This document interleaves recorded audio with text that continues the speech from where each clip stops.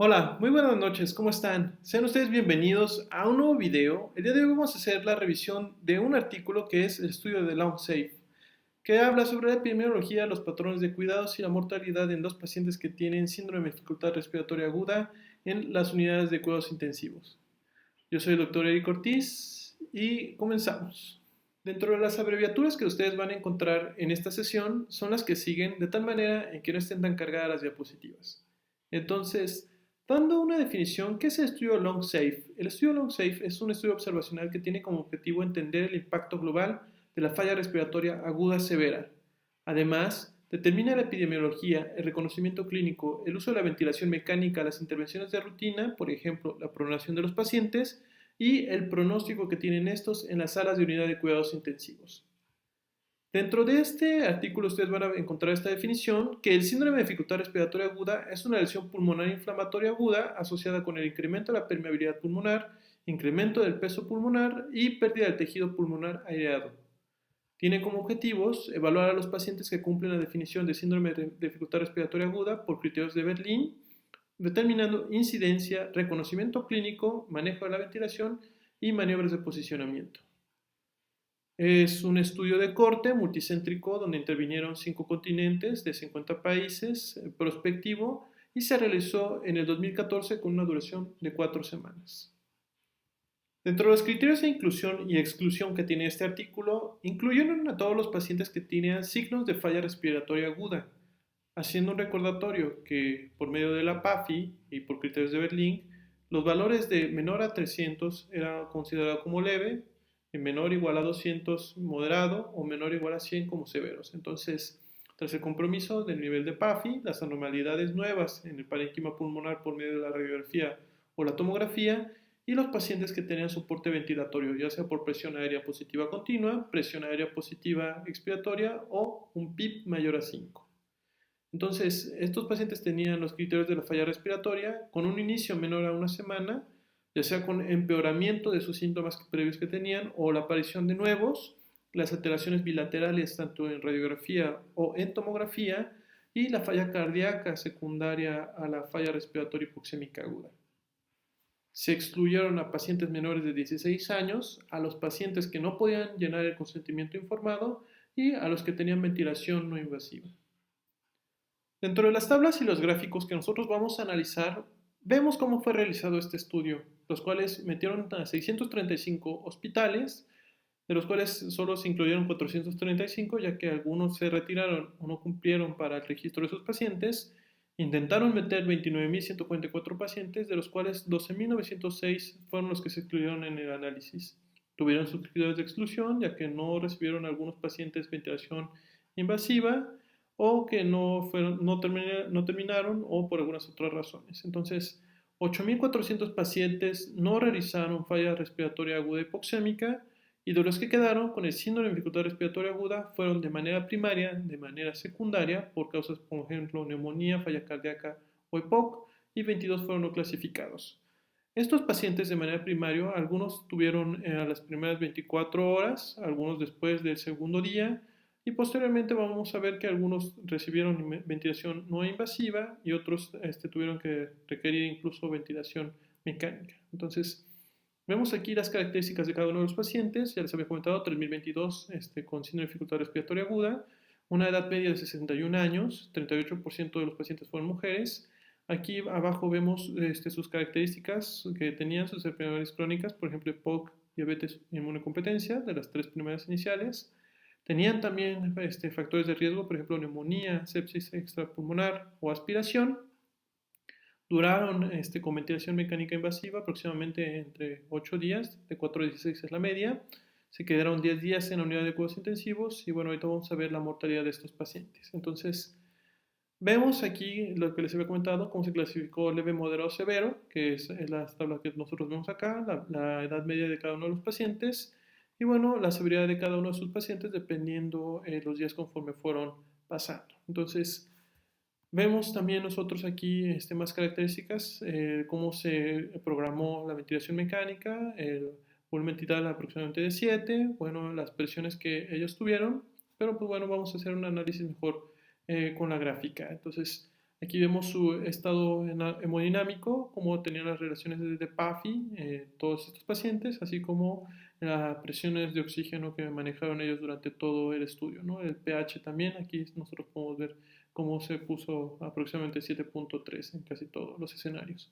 Entonces, vemos aquí también, les había comentado que utilizaron maniobras secundarias, por ejemplo, la pronación. Algunos pacientes utilizaron el bloqueo neuromuscular, maniobras de reclutamiento, el ECMO, vasodilatadores inhalados, presión esofágica, traqueostomía, ¿no? Entonces, vemos que estas fueron las cuestiones secundarias que se realizó durante su estancia en la unidad de cuidados intensivos. Y bueno, nosotros vamos a ver que también cómo fue el progreso de la severidad, ¿no? Entonces, esta tabla lo que nos está comentando es que los pacientes pues tenían duración mecánica aproximadamente dentro de 10 días y que la mortalidad aproximadamente fue de 34 a 35% en estos pacientes. Entonces, muy bien, haciendo un análisis de las gráficas, nosotros podemos determinar en esta gráfica que la distribución de la frecuencia acumulada por volumen corriente era similar en los 3 grados de los pacientes, leve, moderado y severo, siendo así que el 65% aproximadamente de los pacientes tenían 8 mililitros por kilogramo de peso predicho. Por el contrario, se observó un desplazamiento a la derecha de las curvas de distribución de frecuencia acumulada en las presiones plató, ¿no? A mayor presión plató, mayor severidad que presentaban estos pacientes. Entonces, para integrar estas dos gráficas, tenemos la distribución de volumen tidal versus plató en el primer día de síndrome de dificultad respiratoria aguda, donde podemos observar que 2/3 partes de estos pacientes tenían una presión plató menor a 30 y que, bueno, el volumen tidal es de 8 mililitros por kilogramo de peso predicho. Entonces, vamos a integrar también ahorita en estas box plot o las cajas de diagrama, vemos o recordando de algunos principios que la línea de en medio que vemos aquí le hace referencia a la mediana, la bisagra inferior representa el primer cuartil, la bisagra superior representa el tercer cuartil, las líneas que nosotros vemos al lado se extienden a 1.5 veces del rango y valores atípicos que nosotros vemos aquí en los puntitos superiores, pues bueno, son valores atípicos, ¿no? De los rangos afuera, ¿no? Que estaban de estos pacientes.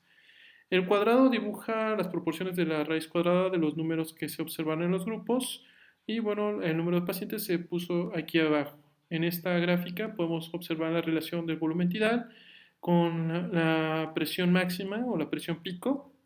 Y bueno, vamos a ver que se mantuvo relativamente constante en el rango en todas las presiones, ¿no? Entonces, aquí podemos observar la relación de PIB con la fracción inspirada de oxígeno y podemos observar cómo va una tendencia a aumentar, ¿no? A mayor fracción inspiratoria, los pacientes requerían pues un mayor PIB. Entonces, aquí podemos observar también la relación de la fracción inspirada de oxígeno con la saturación arterial, siendo muy importante un punto o este estadiaje de 91-93, ya que los pacientes que empezaron a ver o que tenían valores de saturación inferiores a 91, pues bueno, el aumento abrupto del FiO2 era muy importante. Muy bien, y hablando de los resultados, nosotros vamos a determinar que 356 pacientes avanzaron a un estadio severo del síndrome de dificultad respiratoria aguda y que los pacientes con driving pressure mayor a 14 se relacionaban con un peor pronóstico. Entonces, vemos aquí las gráficas, aquí podemos ver la probabilidad de retirar a los pacientes con ventilación mecánica. Conforme tenían un estadio leve y moderado, tenían más probabilidades que los pacientes que tenían un estadio severo. No así la probabilidad de supervivencia hospitalaria, los pacientes tenían peor pronóstico que los que se relacionaban con un síndrome de dificultad respiratoria aguda severo, a diferencia de los que tenían un riesgo moderado o leve. Y bueno, lo que les había comentado, la driving pressure mayor a 14 se relacionaba con un peor pronóstico en los pacientes. Entonces, ya dando las últimas gráficas, aquí podemos observar la mortalidad que ellos tenían, la probabilidad de fallecer, que aumentó conforme aumentaba la driving pressure, y eso iba de la mano de la presión plató, ¿no? Entonces es una comparación de dos box plot que nos podría determinar que, bueno, es muy importante tener eso en cuenta en nuestros pacientes. Ya terminando la presentación, recordar aquí un resumen de todo, que es un artículo del 2016 que se realizó en el 2014 de 4 semanas, que querían determinar incidencia, reconocimiento clínico, el manejo de la ventilación y las maniobras no extras de pronación y administración de relajantes musculares. Entonces, Fue un estudio multicéntrico, 50 países, internacional prospectivo. Terminaron solo 3.022 pacientes porque cumplían con todos los criterios. Y bueno, 2.377 se realizó un manejo avanzado de la vía aérea a las 48 horas. Entonces, tras todos los que les había comentado, la mortalidad aproximadamente de estos pacientes es de 34.9 a 46.1. La prevalencia en la unidad de cuidados intensivos es de 10.4. Recordar que es un síndrome poco reconocido, poco tratado y asociado con una alta mortalidad. Entonces, eso es todo por ahorita. Es un análisis de un artículo.